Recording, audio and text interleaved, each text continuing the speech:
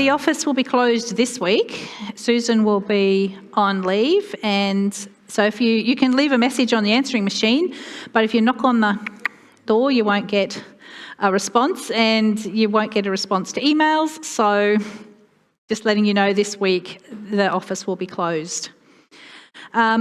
If you didn't get to check the directory last week, can you please have a look in the foyer? There's a highlight pen. Once you've checked your details are correct, then you can just highlight your name, give a tick, and once we've made sure everyone's details are right, we will put out a whole new directory. That'll come out in the next few weeks.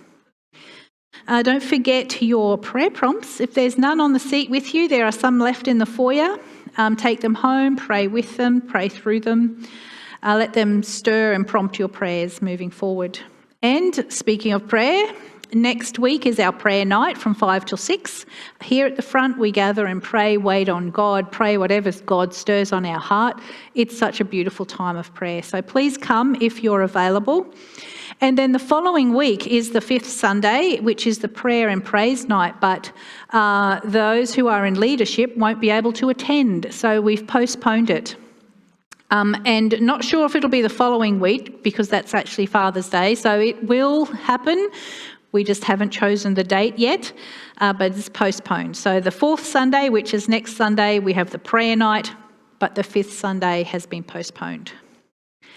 We need a bit of help coming up. So first of all, we are hosting presbytery here on Saturday, the 29th of August from 9 till 3. We will be providing morning tea and lunch for up to 60 people.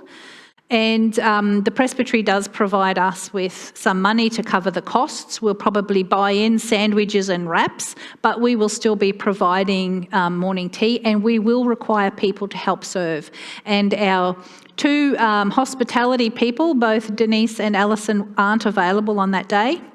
And I know Helen's not available as well. So Helen Lucas isn't available as well. So if you can serve on that day at any time, set up, clean up, bake a slice or something, can you please talk to Alison or Jennifer Parker, and they will take note of that. And yeah, we can bless our presbytery. It will also be Glenn's service of closure as presbytery minister. He's moving into the role of Associate General Secretary in the Synod. So it'll be a service of closure for him as well. And then we also need help with playgroup coming up for the rest of August, September, October. Some of our main players have been taken out, so Heather and Mark and Helen Lucas aren't available, which means 3 of the 4 regulars can't come. If you can serve in any way in the playgroup coming up, once even, just one of those Wednesdays, can you talk with Holly? Holly's not here today. She's at young adults camp. So she's part of the leadership team there, and they've got a great cohort of 40-something young adults on camp together, so we pray for God's blessing over them. But can you just let Holly know if you're available at all in August, September, October for playgroup? Thank you. Don't forget the bush dance. So that is Friday the 28th, which is the day before we host presbytery, just in case you didn't realise. Big weekend.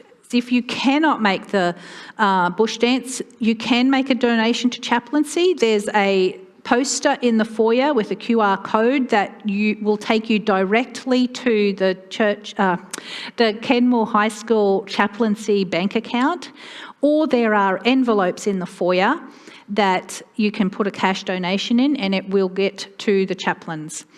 Even if you don't want to dance, just come along, have a good time, make a donation, have a bit of fun. It's a really wonderful opportunity of fellowship, and get your steps in. And then the best notice of all is I'm starting annual leave tomorrow. And so I'll be away for 2 weeks, and Holly will take the next 2 services, so you'll be blessed by a message from her. And I'll be heading to Mackay to help out my parents and just to spend a bit of time with family up there. We come to a time when we consider what we're offering to God. And I want to read to you a small passage from Luke chapter 5. If you're familiar with this story, it is where Jesus is teaching and a large crowd gathers around and they can't hear him, so he gets onto a boat and pushes out and happens to be Simon Peter's boat. And he then says to Simon, "Come on, put your nets down, let's go fishing again." So I want to read to you a couple of these verses from Luke 5. When he had finished speaking, Jesus said to Simon, "Go out where it is deeper and let down your nets to catch some fish." "Master," Simon replied, "we've worked hard all last night and we didn't catch a thing. But if you say so, I'll let the nets down again." In this story, there's a lot in this story, but one of the things, I just wonder if you resonate a bit with Peter there. "Oh, Jesus, I've been working really hard for you, and I feel like I'm a bit weary right now." I'm sure all disciples feel like that at some stage in our life. But the reality is, what this story does indicate is that there's a call to surrender our heart. And our offering has more to do with our heart than it does with our wallet. Because we can give generously but still have a hard heart. Whereas here, Simon Peter's heart yielded to Jesus. And he gave what he could at that time. And so I invite you to stay just in a moment of silence and reflect. Is there any part of your life that God is asking you to yield to him right now? And then I'll lead us in prayer. Call to discipleship as an ongoing process of being with Jesus, becoming like Jesus, and doing what Jesus did. We considered the concept that being a disciple is like being an apprentice to Jesus. So whether that's an apprentice in the workplace or anywhere else in the world, it is that learning from him and becoming and doing. And so a very helpful definition of discipleship is this: a disciple is not just a learner, but a practitioner of an embodied way of life, one who is diligently working to be with and become like their master. So to follow Jesus then means to walk alongside of him in a posture of listening and learning, observing, obedience and imitation. And there's been a fatal flaw in the church for many centuries, and that is that all we need to do is say a one-time prayer. Believe this set of doctrines about God, attend church, and you're good to go to heaven when you die. And while this is an important element of discipleship, there is a bizarre twist. And that is, it is not necessarily does this concept of discipleship require a life of apprenticeship. This version of the gospel has no call to be with Jesus, to become like him and do what he did. All it does is require that you slip your hand up at the end of a sermon. But rather, a call to discipleship is a call to reorder our life as an apprentice of Jesus and have that as our top priority. And as we read in the Gospels, there are tens of thousands of people who were drawn to Jesus and believed in him, but only a few become his disciple. So Jesus invites us not to convert to this new religion called Christianity, but he invites us to apprentice under him into the life of the kingdom of God. And to follow Jesus means we must leave something behind. And there's this passage in Luke that if you've been in the church for a while, you'll be very familiar with this passage. He said to the crowd, "If any of you wants to be my follower, you must give up your own way, take up your cross daily and follow me. Because if you try to hang on to your life, you will lose it. But if you give up your life for my sake, you will save it." So, I wonder what this looks like in the daily rhythm of our life. Because I'm sure that many of us engaging with this message know this. We know it, we could repeat it, we know it off by heart, we get it. But what does it mean? How do we give up our own way? How do we know it's our way that we're giving up and it's God's way? How do we know the difference between our way and God's way? What does it mean for you personally to take up your cross daily? What does it mean for you to give up your life for Jesus? These are very big and very important questions, and I'm sorry to say they will not be answered in a sermon. But they will be answered as we spend time with Jesus. We find our home rooted and grounded in Him. And we do that by establishing healthy habits and practices that enable us to be with Jesus. And once again, the whole purpose of the Sacred Pathways was to help us recognise different ways of connecting. There's no one size fits all. Just find something that works and spend time with Jesus. But every stage of our life looks different, and I'm sure we've worked this out already, that there are different life stages, and every stage of life has different gifts and challenges.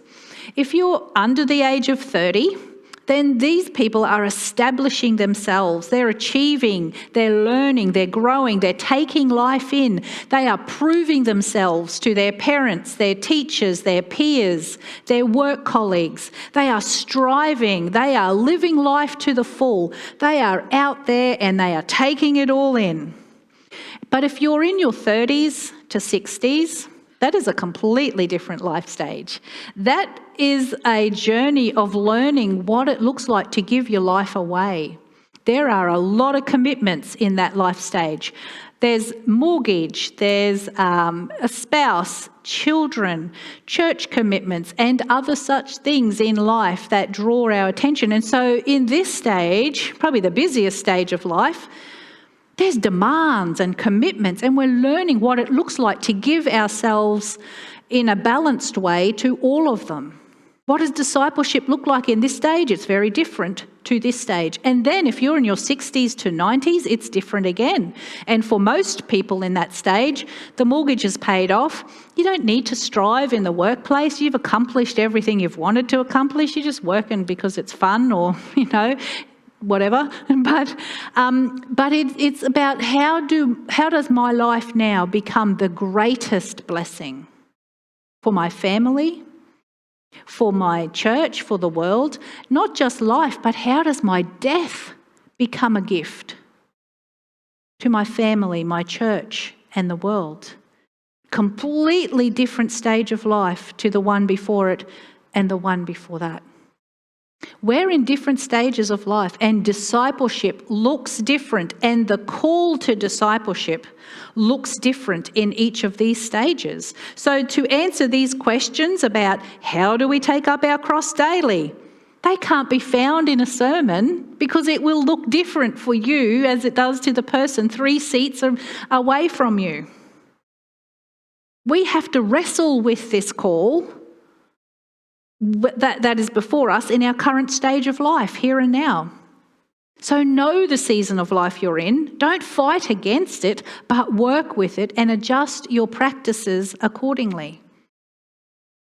There are, however, principles that apply. They are universal across any stage, whether we are under 30, whether we're in the thick of life in our 30s to 60s, or whether we're 60s and beyond. It doesn't matter what stage, there are principles that apply to all of them. And I want to draw our attention to one story that helps us to understand these universal principles, and it's found in Luke chapter 5, verses 1 to 11. I'll read that to you now.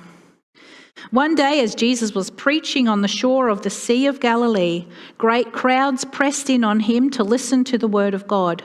He noticed 2 empty boats at the water's edge, for the fishermen had left them and were washing their nets.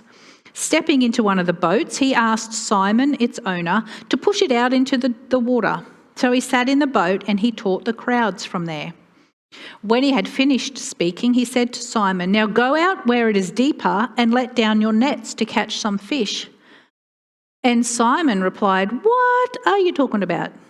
We've worked hard all last night. We didn't catch a thing. But if you say so, I'll let the nets down again." And this time their nets were so full of fish they began to tear, and a shout for help brought their partners on the boat. And soon both boats were filled with fish and on the verge of sinking. When Simon Peter realized what had happened, he fell to his knees before Jesus and he said, "Oh Lord, please leave me. I am such a sinful man."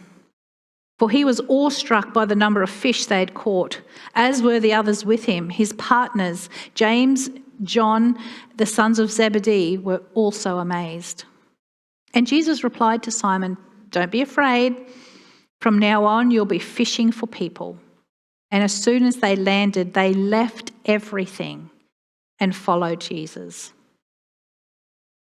In this passage, Luke stresses the sovereignty and the holiness of Jesus, but he also draws our attention to the total abandonment of their possessions that Peter and James and John had to follow Jesus.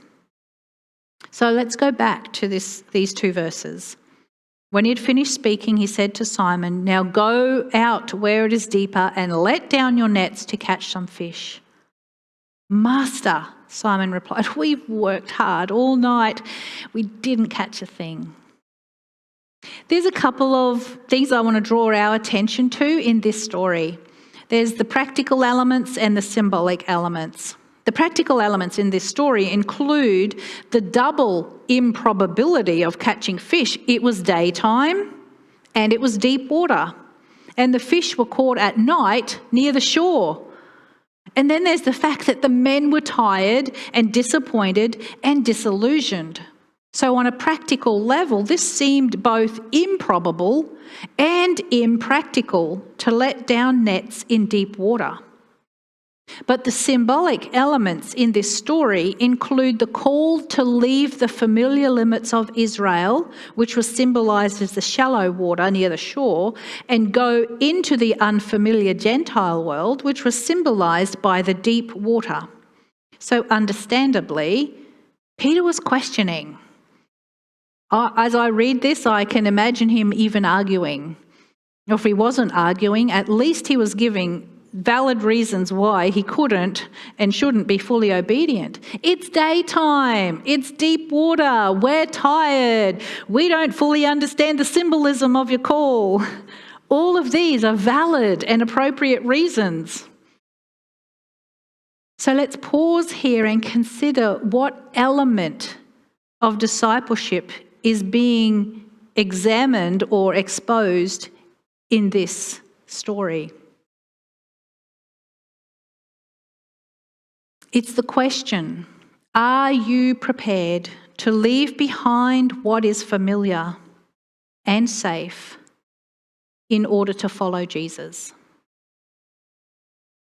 Are you prepared to leave behind the safety of familiarity so that you can follow Jesus? That familiarity might mean your habits and practices and attitudes and values. It might mean the familiarity of, I'd rather sleep in than get up and spend this time with Jesus. Or, the familiarity that many of us have. I don't feel comfortable sharing faith with my family, my friends and my colleagues because I don't want to put them off. So what familiar ways of life might Jesus be calling you to leave behind in your current life stage? Understandably, Peter had questions, and Jesus wasn't fazed by his lack of understanding, wasn't fazed by his lack of energy or his lack of willingness. Because while the call of discipleship certainly involves us, it's not about us. It doesn't depend on us. Jesus doesn't call the perfectly able, mentally stable, emotionally mature, intellectually elite, clearly discerning, wonderfully articulate people, the passionate evangelists. Nobody fits all of that description. Jesus calls those who are willing to give up their own way, to take up their cross daily, which is the cost of living his mission, and live for him. And that looks different at different life stages. I was talking with one of the people at the 7:30 service this morning who said this was the passage that compelled them to leave work, leave home and go to Bible college. And that was in the younger, earlier stage of life. But now they're over here in this stage of life. They're wrestling with what this call means for them right now. So everything falls into place as we spend time with Jesus and become like him and do what he did. Because the call to discipleship, regardless of what stage of life we're in, is the call to surrender our comfort and surrender the safety that is found in familiarity, to take up the mission of God and live for him. Therefore, surrender is an important aspect of discipleship. We could even say that the call to discipleship is a lifelong process of deepening surrender to Jesus. And this alone is the ground on which a life of apprenticeship to Jesus is built.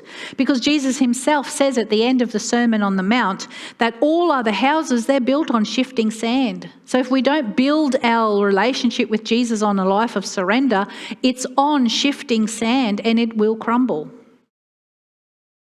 Peter responds to this. If you say so, I'll let the nets down. And this time their nets were so full of fish they began to tear, and a shout for help brought their partners in the other boat, and soon both boats were filled with fish and on the verge of sinking. So Peter's willingness to listen to Jesus and respond shows his great respect. So this sequence is important. We listen, we respond, and that shows our respect and obedience. Ultimately, it led to the net-breaking, boat-sinking catch of fish. And that's the foundation. No matter what stage of life we're in, the sequence is important. We listen. We acknowledge. We respond. And that is the actual definition of the fear of the Lord. We are struck by God's glory. We acknowledge God's authority and we align our life with God's ways. That's what it means to fear the Lord. And this is the call to discipleship no matter what stage of life we're in. Teenagers, 40s, 70s, it doesn't matter. That's the call that is universal principle in all of it. And what we learn from Peter, he embodied this well. We learn from him that it's okay to ask questions. It's okay to be confused. It's okay to name the weariness before God. It's okay to wrestle with this call at different life stages. The value of spending time with Jesus and finding our home in him means that we can bring all of the questions and the fears and the doubts and the weariness to him. He welcomes it. So if you're wondering what discipleship looks like in your life right now, if you're wondering how can you surrender the familiarity and safety of the shallow waters in your life stage, then you're in good company because I bet everyone else is too. Bring those questions to Jesus and ask him, what do you want me to surrender in this season of life? And a really good way of having that conversation with Jesus is putting yourself into this story. Go home and read Luke chapter 5, 1 to 11. Put yourself into the story as one of the characters of the story and have the conversation with Jesus. Talk to him. What does this look like for me right now? It might feel and seem a bit silly or funny, but I can tell you it's like you are having a conversation face to face with God. What does this look like for me right now, Jesus? So let me ask you, where do you see yourself in this story? Are you one of the people who are on the shore? You're listening and you're observing. You're waiting to receive something from Jesus, like you're intrigued. You're interested. You see him, you think there's something great here, so you just want to wait for what that might be for you? Or are you on the boat? You're not quite sure what Jesus is calling you to do, but you're there. You're like, yeah, I'm attentive. Tell me what you want. I'll go. Or are you on your knees, fully surrendered, in fear of the Lord, totally willing and obedient to, my life will align with whatever you want of me? Or maybe you actually don't even see yourself in this story anywhere. Life is too overwhelming for you right now, and Jesus actually isn't even on your radar. You feel like you're out in the fields working hard, or you're at home crushing grapes with your feet, making wine. That's okay. It doesn't matter where you are. I want to be clear. Wherever you are in this story, it's okay, because no one place is better than the other. It's not better for you to be on your knees, surrendered with your hands, yes, Jesus, I'll do whatever, or be out in the paddock attending to the livestock, because wherever you are, Jesus is with you there. Because while discipleship involves us, it's not about us. It's about who Jesus is. It's about what he has done, what he will do, and what he is doing for us, in us, and through us. It's about him and not about us. We simply receive and actively participate in his work, and that's what Peter did. And as a result, he fell on his knees in awe and surrender. But friends, discipleship is more about Jesus and less about us. And while this story involved Peter and James and John, it's not about them. It's about Jesus and his mission and his power and his call. And we get to choose if we want to surrender to that or not. It's his work, not ours. It's his mission, not ours. We are simply called to leave behind the safety of familiarity and be willing to step into his life. So wherever you are right now, whatever stage of life you are in right now, Jesus is calling you to spend time with him, become like him, and do what he did. How will you respond to his call?